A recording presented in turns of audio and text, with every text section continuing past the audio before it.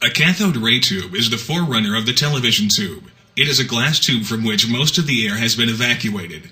When the two metal plates are connected to a high voltage source, the negatively charged plate, called the cathode, emits an invisible ray. The cathode ray is drawn to the positively charged plate, called the anode, where it passes through a hole and continues traveling to the other end of the tube.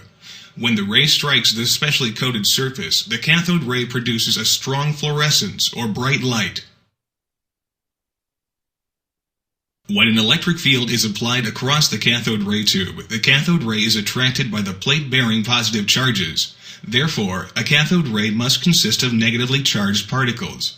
We know these negatively charged particles as electrons.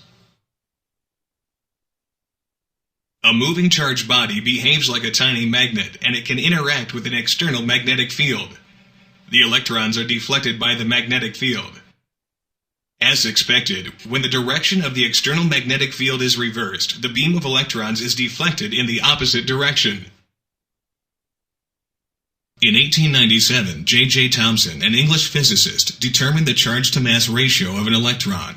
He adjusted the electric field so that the electrostatic deflection, theta E, was the same as the magnetic deflection, theta B, and was able to calculate the charge-to-mass ratio of an electron using the following equation, where E is the applied electric field, theta is the angle of deflection, B is the applied magnetic field, and L is the distance traveled by the cathode rays. Thomson determined the charge-to-mass ratio of an electron to be negative 1.76 times 10 to the 8th coulombs per gram.